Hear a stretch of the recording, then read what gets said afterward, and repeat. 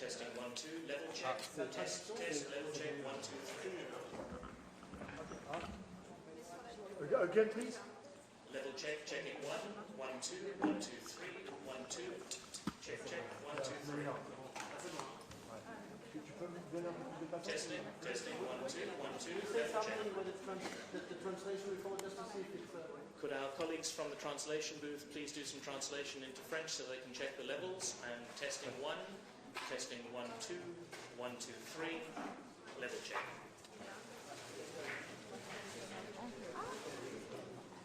Ladies and gentlemen, we're about to get started. Please take your seats. The doors will close shortly.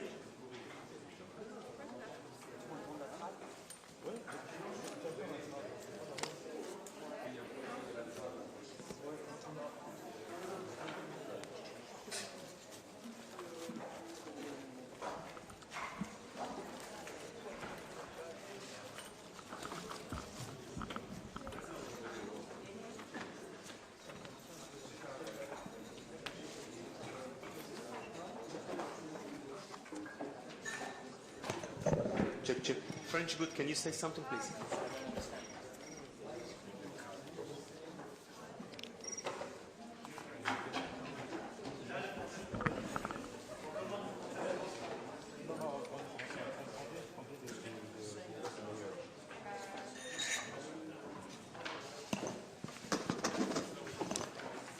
C'est la boîte.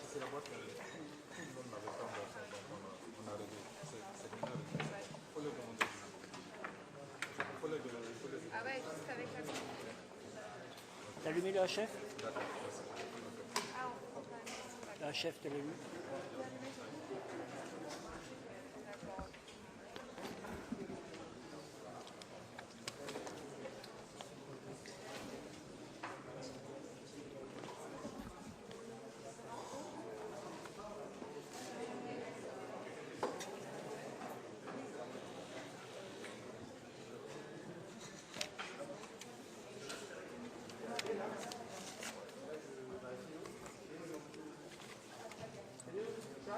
Testing 1, 1, 2, level check, 1, 2, 1, 2, 3. Testing. Could we have the French translation again for a level check, please? I'm checking the levels, voice level 1 and voice level 2. Check, sound check. Thank you.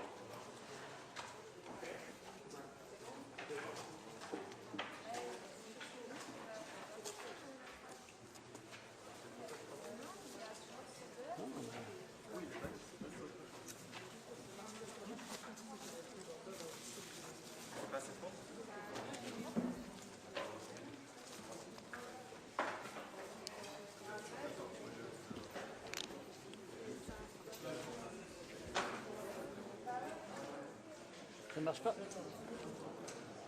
Non.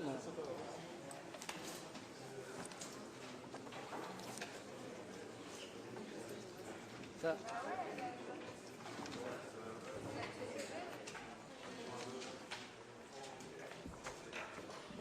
Non, celui-là, il...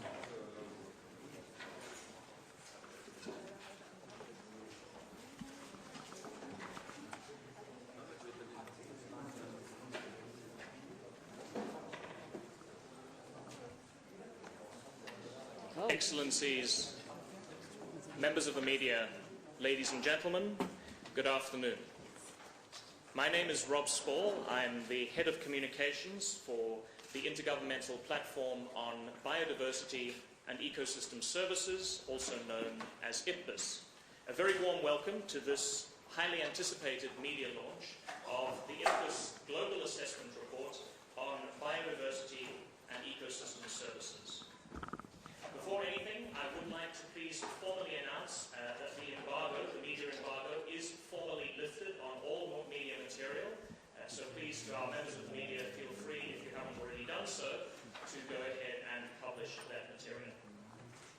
A special word of welcome to everybody who's joining us via the webcast today, the live webcast. We're very sorry you couldn't be with us in person, but we're very happy that you are joining us virtually.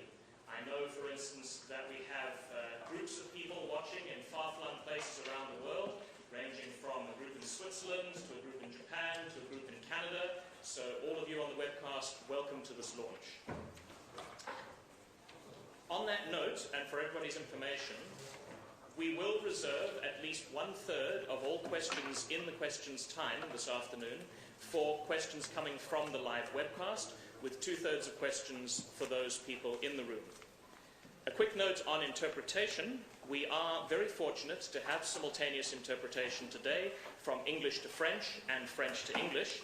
I would ask, for the sake of our interpreters, all speakers to please speak slowly and clearly when speaking to assist in that interpretation.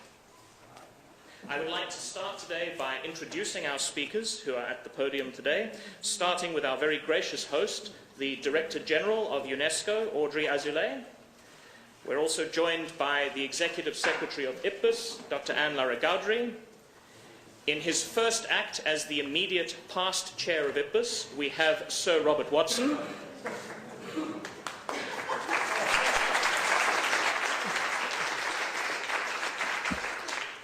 And they are joined by the 3 co-chairs of the Global Assessment, Professors Sandra Diaz, Joseph Setteler, and Eduardo S. Brondizio. I'd also like to acknowledge all of our Ipbes experts who are seated here on this side in the front row. These are some of our coordinating lead authors, our lead authors, and other experts who've been involved in contributing to this landmark assessment report. Could all of our experts who are here please stand up so that the media can identify who you are and where you are? Thank you very much. And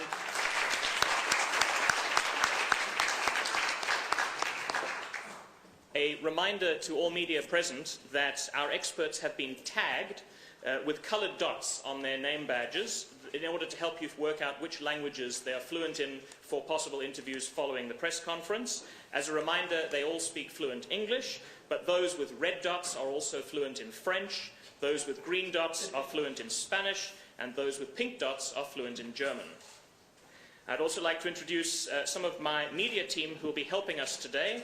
Mr. Terry Collins in the front row and Julie de Beauville, if you could both stand up.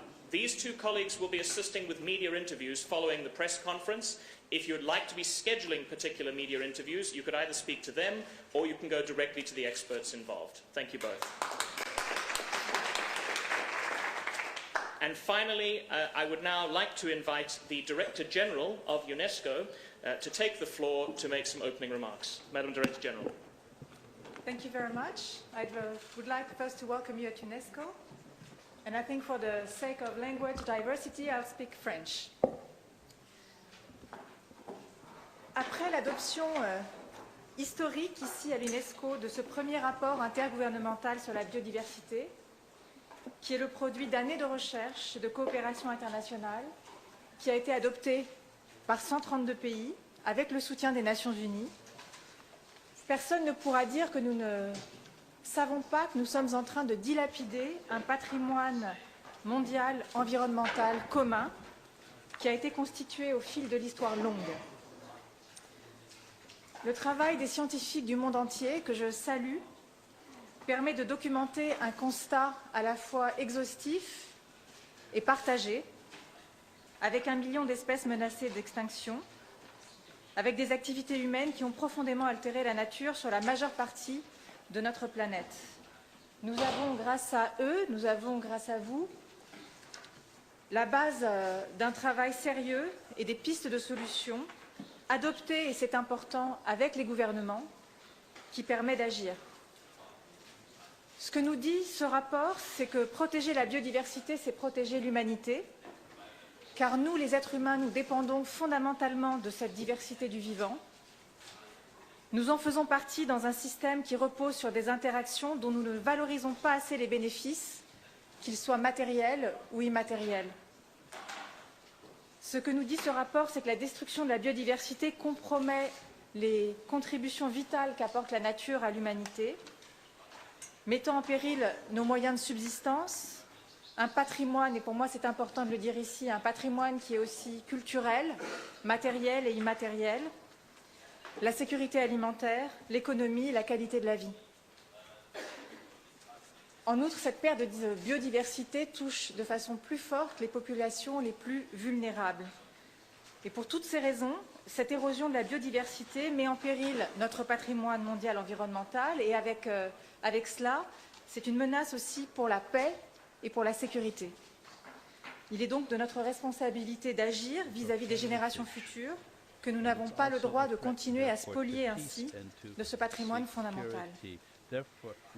Cet enjeu fondamental de l'érosion de la biodiversité nous rappelle aussi, et encore une fois c'est important de le dire ici, dans cette maison des Nations Unies, l'importance de la coopération, l'importance de la solidarité et l'importance du multilatéralisme. Cet enjeu appelle à des réponses à tous les niveaux, mais aussi au niveau multilatéral, à une coopération internationale en réponse à ce travail international qui a été porté par les experts. À cet égard, 2020 peut être une année stratégique, et même dès 2019 avec le G7 qui se tient en ce moment en France, avec en 2020 le congrès de notre partenaire essentiel sur la protection du patrimoine naturel mondial qui est l'UICN, l'Union internationale pour la conservation de la nature, et bien sûr en 2020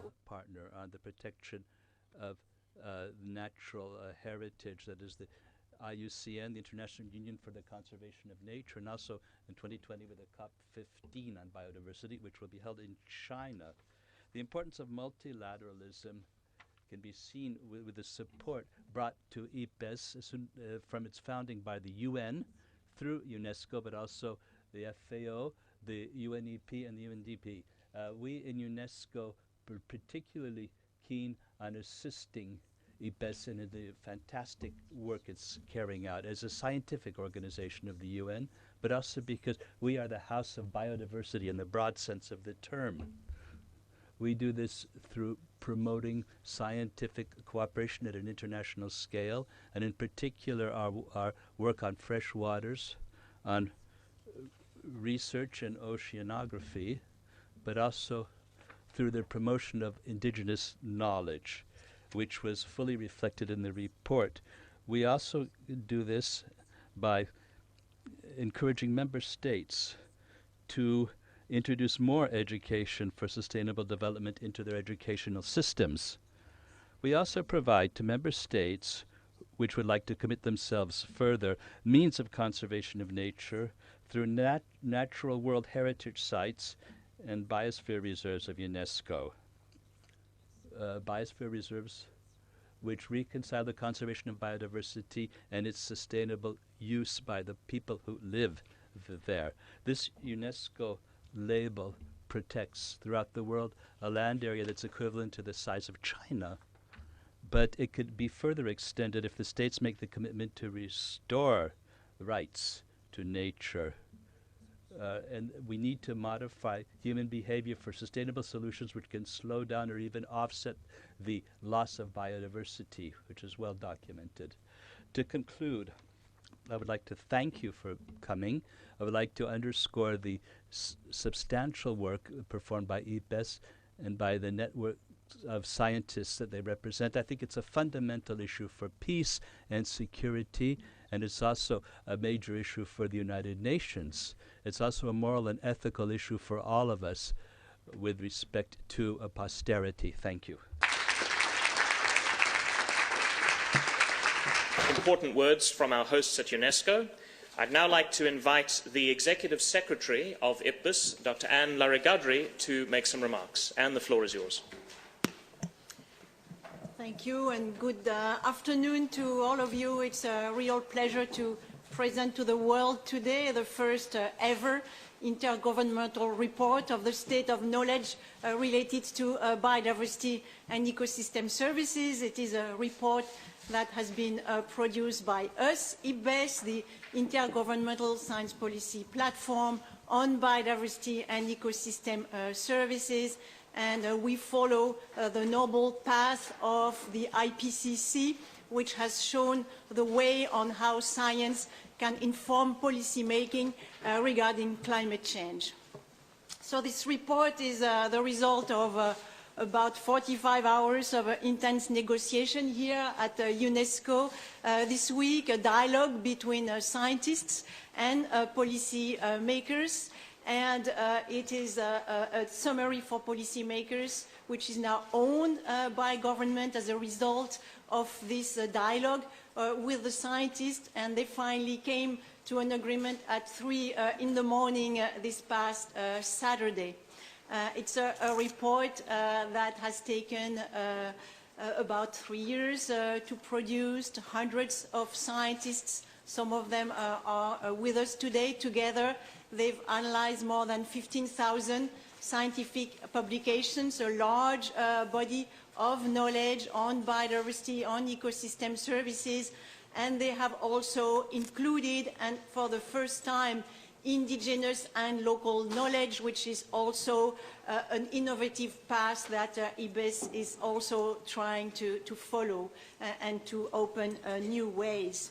So this is, of course, all done thanks to what I call the real treasures of Ipbes, and those are our scientists who commit their time for free for all of these years. And we've calculated that together the amount of their time is equivalent to the amount of dollars that governments have given to us, which is more than 40 million since we started about 5 years ago. So quite a considerable gift from the scientific community to Ipbes. Yesterday, the former chair of Ipbes, I have to learn how to say this, Bob Watson and I attended the G7 environment of the ministers of the environment hosted by France, not too far from here in the east part of the country. And for the first time, a focus was placed on biodiversity, and biodiversity will be part of the final statements, with also commitments to be approved by the presidents when they meet at the G7 of presidents later this summer. So this afternoon we are invited by the President of the Republic of France, Mr. Macron, to present the outcome of the summary for policymakers of these assessments. And as you have seen, the conclusions of the report are really very alarming, and our co-chairs are going to present all of the facts that this report has highlighted. But really what we would like at the end of this report is to really give the world a real message of hope. We don't want that people feel discouraged, that there is nothing that can be done, that we've lost the battle, because we have not lost the battle. And if given a chance, nature will reconquer its rights and will prevail. And so we really want everyone to feel that they can contribute, that they are part of the solution, and this is very much the main message that this report is bringing to the world. So our goal, all of us, is to really elevate now the topic of biodiversity, to really bring it at the same level as climate on the top of the agenda of policy makers. We've now firmly established that there is a scientific evidence for the degradation of our nature, of the living world, of species of plants and animals. And yesterday, the minister said, now with this scientific evidence, we can no longer say that we did not know. So we now really hand over to the world, to all of the citizens, to governments, to our colleagues at the Convention on Biological Diversity, who are going to have this major summit at COP15 in China next year. But really, what we want to say is that we are really all together in this. This is about the way we treat our world, our nature, about our future on this planet. And so, armed now with this new scientific evidence, what we really want to do is to make biodiversity great again. Thank you.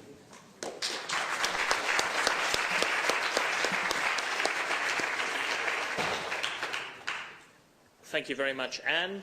I'm told by our technical staff that we are currently joined by more than 550 viewers on the English version of the YouTube connection and more than 120 on the French connection. So to everybody who's just joining us, who joined late, welcome.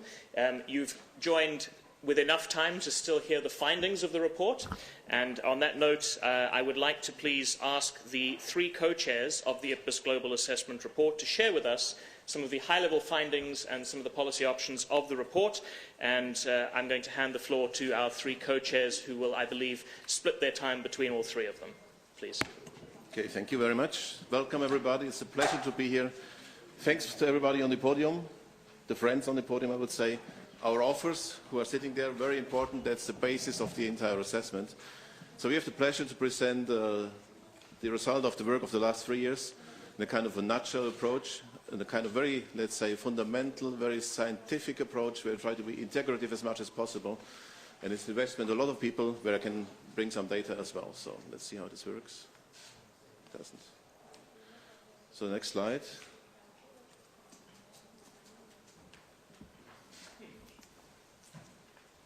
So actually we have been tasked with certain questions from the very beginning, which was so-called scoping document, which was provided to us by the Ipbes partners, the governments at that time, around 120 at that time, around 125.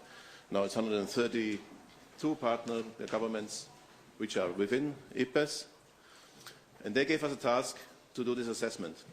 And they have posed us, let's say, 5 main questions. What is the status and the trend in nature and indirect and direct drivers of nature, of the change? How does nature contribute to the achievement of global goals? There are different sets of goals there. What are plausible futures for nature and for a good quality of life between now and 2050? What pathways and policy intervention scenarios can lead to sustainable futures? And last but not least, what are the opportunities and challenges as well as options available to the decision makers relating to nature and its contributions to good quality of life? So this is the kind of set of questions we had. We arranged the entire assessment along these questions, and now I'm trying to start with the main results. Well, first, the author team mentioned by Anne already before. It's a lot of people, 145 experts, 3 co-chairs, so the 3 of us sitting here, 24 coordinating lead authors, and many others involved there. A total of 350 contributing authors who have been taking part of the entire element, so it's more than 400, 500 people involved in the whole process from 51 countries. And you can see the balances. We had a certain dominance in natural sciences, but quite a lot of social sciences and those people who are called interdisciplinary experts. The gender spread was a bit uneven, but we are moving towards a more even one in the process of Ipbes. So we started with a very bad one, but it's improving and improving, so we're getting there. There's this kind of male-female representation nicely there. So the finding, life on Earth is deteriorating fast worldwide, and virtually all indicators of the global state of nature are decreasing. It's about biomes, it's about ecosystems, it's about species, varieties, and breeds. So the latter one is varieties, breeds, mainly in the context of agriculture, a quite important component. Some of the data, well, many data are very well known. We have declines all across the animals and plants. And this just to illustrate the graph. On the left-hand side, you see on the red part the degree of endangerment in different groups of species. And on the right part, you see the greenish ones, which are more, let's say, in better shape. It's very different across different groups, just to give a general impression on this. But they're everywhere, across all groups of species, we have problems with their survival. Extinction rates is one important component. More species of plants and animals are threatened with extinction now than at any other time in human history. So it's the human history is the main component. Goes back as long as humans are there and modifying the Earth, and we are accelerating. Important component on the graph on the bottom is the natural extinction rate. It's a very tiny grayish thing that shows the extinction rate is always there, but it's very low. So we have really contributed to increase this rate to a tremendous amount within the last decades. So this is the kind of very alarming component. The underpinning, the proximate causes of deterioration in nature are the root causes. So this is the kind of the indirect drivers, which are the main background drivers which cause all the rest. So we have indirect drivers, which are demographic things, which are economic and technological backgrounds, institutional governance, and also conflicts and epidemics can be mentioned there, all also led by social values, which leads to the direct drivers, which we have analyzed in a very rigorous analysis throughout the assessment, where we can really say which are the most important ones and which are less so. And all of the different systems, terrestrial, freshwater, and marine, are driven by land use and sea use change as the main driver, followed by exploitation and then climate change at the present time. And then it's, the other one is pollution and invasive species, and then some others. But this is based on a very rigorous, very profound meta-analysis done by lots of our colleagues throughout this process for the last 3 years. Doesn't work. This general deterioration of nature has important consequences for human quality of life. Our report contains... Doesn't work? Okay. Our report contains a comprehensive analysis of the status and trends of 18 general categories of nature's contributions to people. Globally, since the 70s, more food, energy, and raw materials have been produced than ever before, but this has come at a price. Out of 18 categories of nature's contributions to people assessed, 14 have declined. This means that this increases in production and the associated waste is undermining nature's capacity to regulate processes and regenerate itself. It's also undermining non-material contributions to people, and it's also compromising nature's ability to provide all contributions, including material ones, in the future. All these trends have direct consequences for the achievement of internationally agreed biodiversity and development targets. In the case of the Aichi biodiversity targets, most of them will not be achieved. Partial progress has been observed in a minority of them, 4 out of 20, but none of these directly tackles the root causes of nature's decline. The picture is similar regarding the Sustainable Development Goals, with 35 out of 44 targets assessed showing negative or insufficient progress. In summary, there has been some progress, but not enough to stem the direct drivers, and especially the indirect drivers or root causes of nature's decline. In terms of projections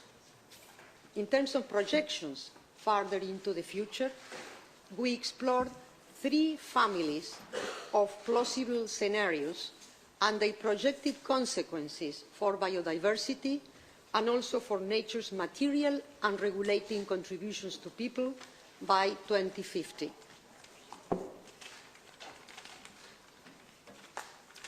In all scenarios, climate change becomes increasingly important, compounding the effect of the other drivers. In all scenarios, there are trade-offs between increases in material benefits on the one hand and declines in biodiversity and regulating benefits on the other. There are very different trends for different regions.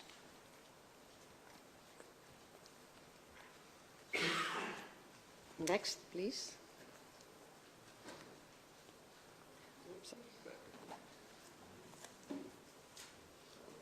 Okay.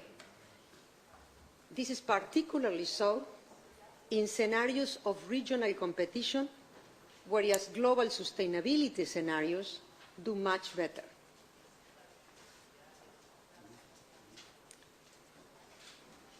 In contrast, as my colleague will explain next, plausible scenarios that include transformative change, especially in the production and consumption of energy and food, low to moderate population growth, and nature-friendly and socially fair climate adaptation and mitigation are compatible with the 2030 sustainability objectives and the 2050 vision for biodiversity.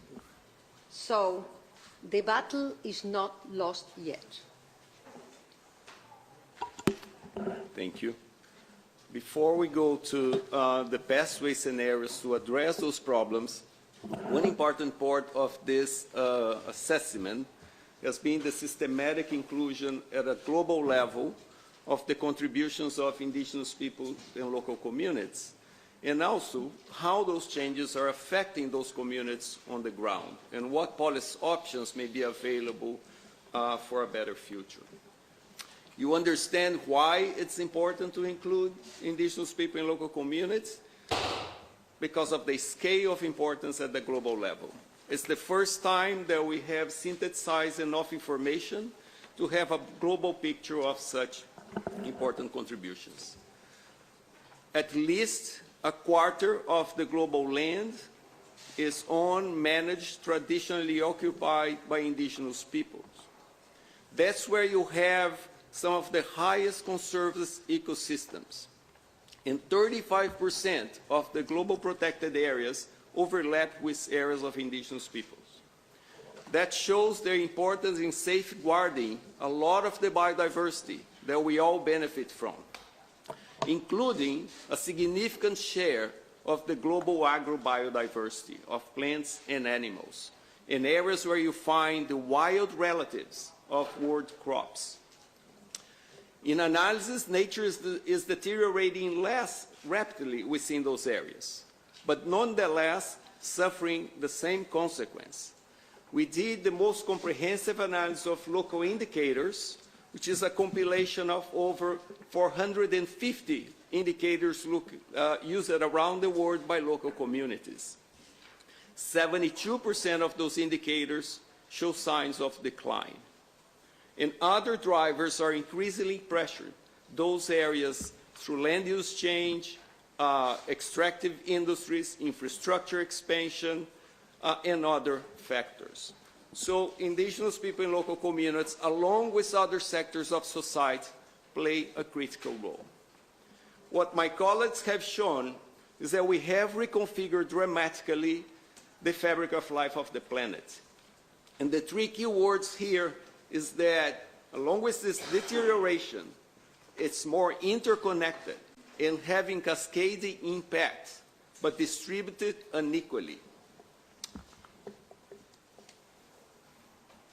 What are some of the key components analyzed? And this is a very short summary. As you imagine, we're providing a high-level set of messages for you. The report is very detailed on those particular options and possible pathways to achieve the Sustainable Development Goals. If we want to meet the biodiversity conservation goals better than we did during the last decade, if we want to meet the Sustainable Development Goals, which Sandra just showed, 80% of the Sustainable Development Goals are compromised because of deterioration of nature and this cascading impacts on goals that are of social, that cover social dimensions. The first important message is that we cannot tackle nature deterioration in isolation from climate change and from our social goals. They are interconnected, and it's time to move to think about that complexity and including that complexity in our thinking and policy.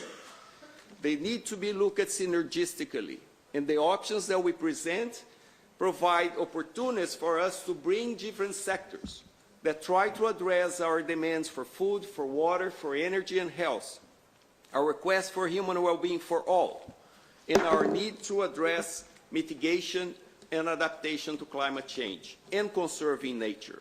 We need to start to think in an integrated way and apply our policies as such. Importantly, we have done a lot already. There's enough instruments, international agreements, local policies, local efforts that if more boldly deployed and other bold change decisions are made, those pathways to achieve the Sustainable Development Goals are possible. The knowledge is there. We need to move to more bold implementation. That means addressing not only the direct causes of change, which we can address with policies applied at the local, national, and regional levels on many of those sectors, but most importantly, confront the root causes of change. When we look back during the last 10 years, we have advanced significantly in confronting the direct drivers. When you look, for instance, at the expansion of protected areas on land and sea, has been an effective way of confronting the fast transformation of land use and other forms of exploitations. But that goes so far, as those success stories become overwhelmed by the deterioration that happened around them. So we need to address the root causes with profound changes in aligning our governance systems, incorporating responsibility in our economic system in a way that accounts for the whole chain, from production to consumption. We need to address equity issues and consider solutions in the context of inequities that are out there. We need cross-sectoral planning, and we have the knowledge to implement cross-sectoral planning. We need positive incentives to move away from the harmful subsidies that many times are paying for the destruction that we're observing. And we need to change our narratives, both our individual narratives that associate wasteful consumption with quality of life and with status, and the narratives of the economic systems that still consider that environmental degradation and social inequality are inevitable outcomes of economic growth. We need to change that narrative.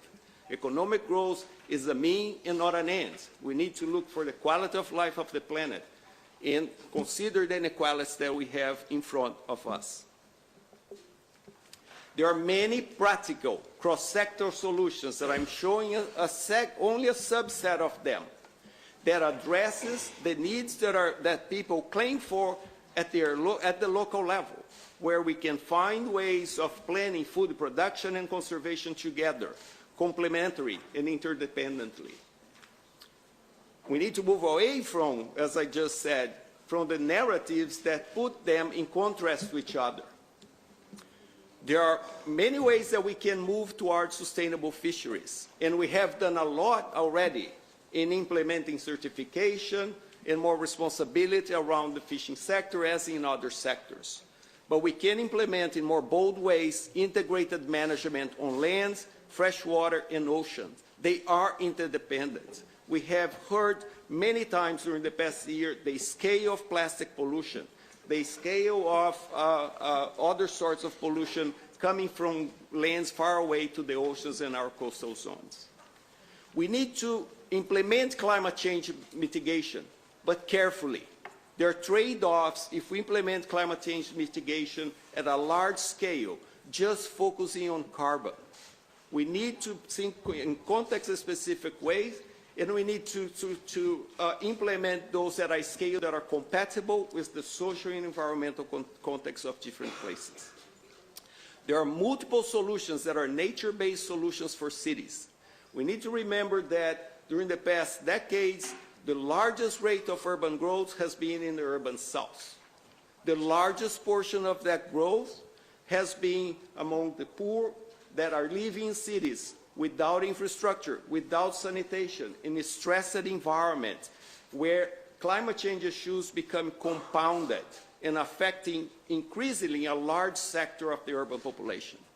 The next 10 years, the largest share of urban growth will take place in parts of Latin America, particularly in Africa and parts of Asia.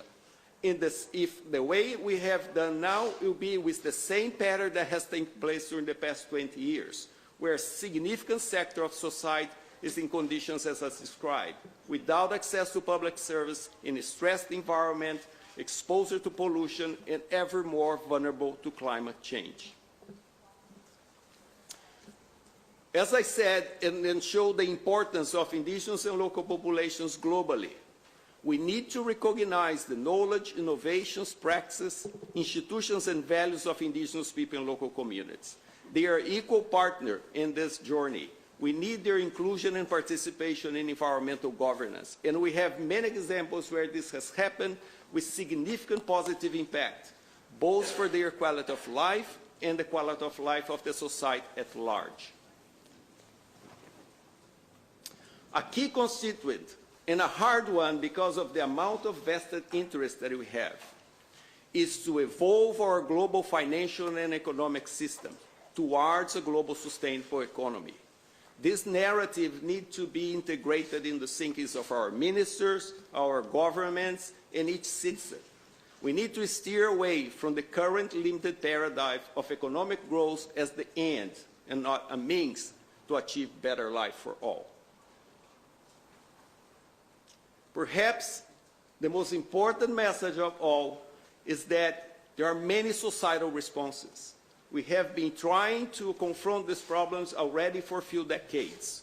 There are many successful examples at the local level as well as national and international level. Change is already happening, transformative change is already happening in many sectors. We see fast evolution from industries to local communities to whole countries who are adopting different measures to accomplish these goals. But those are not enough without bolder action and a commitment from global to local level to align our efforts and address those problems together. This alignment is urgently needed if we want to avoid a future that is even more unequal and where nature will not serve us as it has served it so far. Thank you.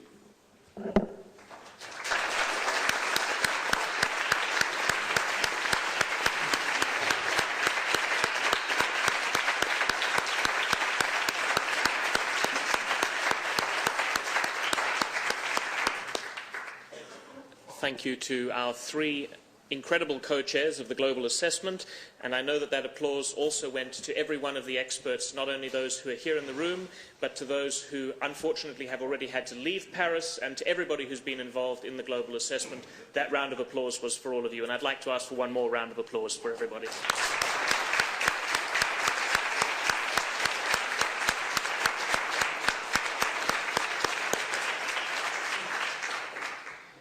I would now, before we open the floor to questions, like to invite the immediate past chair of Ipbes, Sir Robert Watson, Bob Watson, to take the floor. Bob, the floor is yours. Thank you. That was a truly excellent set of presentations by all three of you. So what does this report mean? And I will be repeating some of the conclusions. You just heard from the three co-chairs who, in combination with the CLAs, many of them who are here today, the LAs and the review editors, have produced a superb report. They've committed their time and energy to alert the world of a massive problem, but have also identified many solutions. There is no doubt that this is certainly the most comprehensive report ever written, with an incredible amount of detail.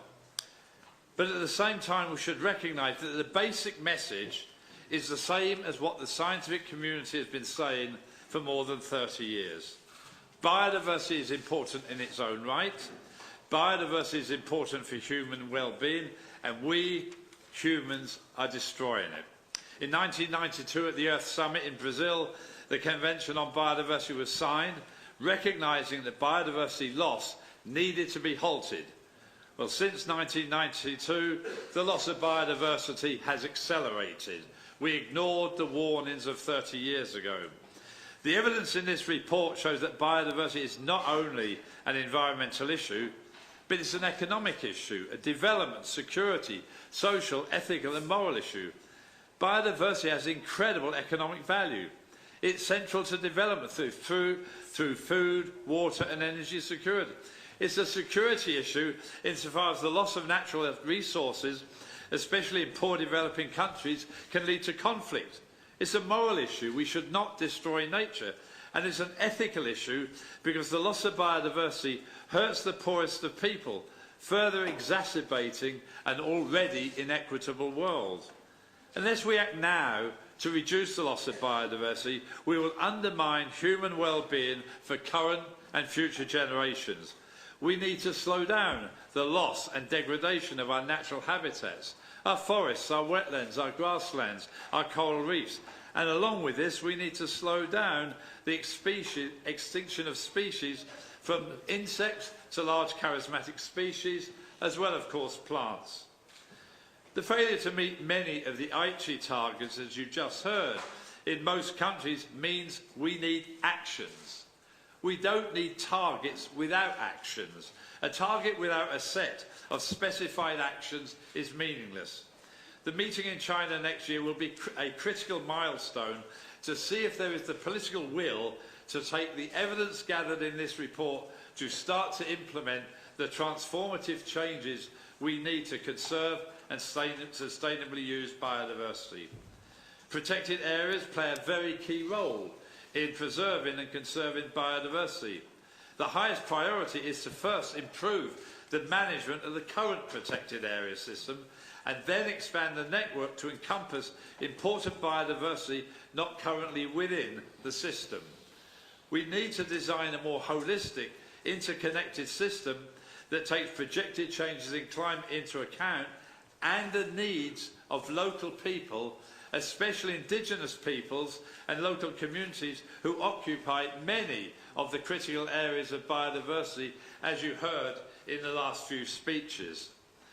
Although protected areas are important, the key challenge, as you've already heard, is to integrate biodiversity concerns into all relevant economic sectors: agriculture, water, energy, forestry, mining, transportation, and most important of all, finance.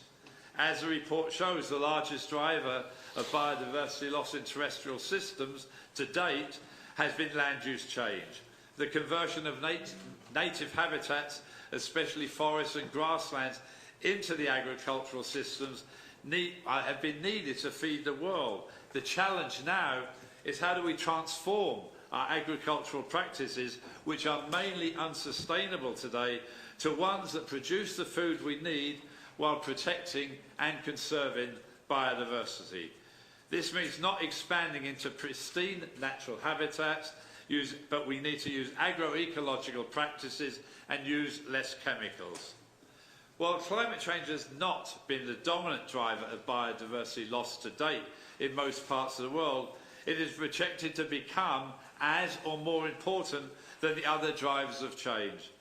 Therefore, it is essential that we address the issues of biodiversity loss and climate change together.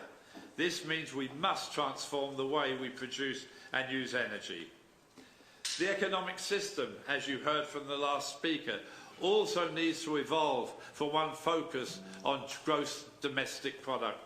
There is a need to eliminate agriculture, energy and transportation subsidies that are harmful to the environment and introduce short-term incentives to stimulate sustainable production and consumption.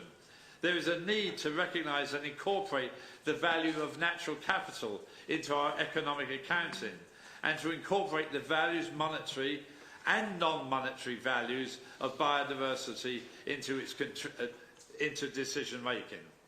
Rarely do decision-makers recognise the importance of regulating services, the regulation of climate, pollution, pollination, flood control. These all have significant economic value.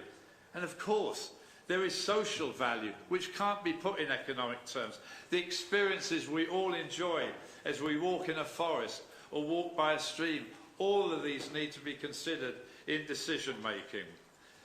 There is also a need to fully engage all stakeholders in decision-making, including the private sector, including indigenous peoples and local communities, and of course the public at large. As individuals, we need to reduce food waste, excessive use of energy and water, especially in high-income countries. But also we need to consider our choice of diet, which has a profound implication both on our health and the environment. Obviously, in addition to individual countries, we need international organisations such as UNESCO to play an important role as we move forward.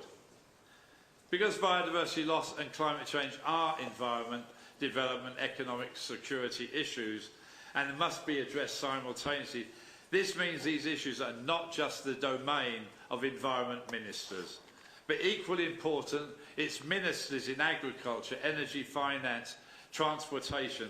Therefore, governments need to be much more joined up, and also government departments around the world need to work together. In closing, if we want to leave a world for our children and grandchildren that has not been destroyed by human activities, we need to act now. It is crucial that governments and the private sector around the world listen to the voices of the poor.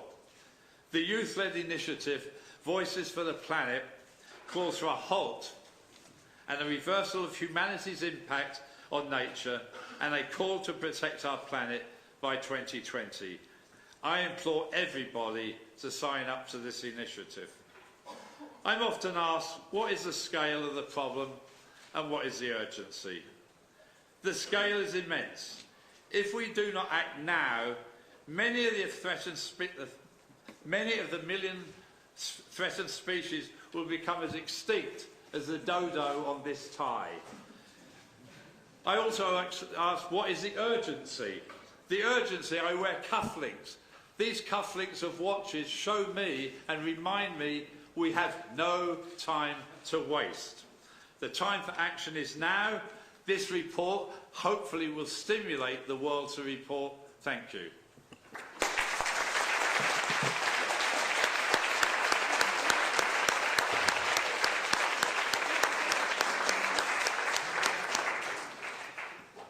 Thank you, Sir Bob Watson. Ladies and gentlemen, this brings us to the point in this launch where we will open the floor to questions. Given that this is a media launch, I will open the questions firstly to questions from the media at this stage, and if there is time, I may open the floor to questions from other participants later.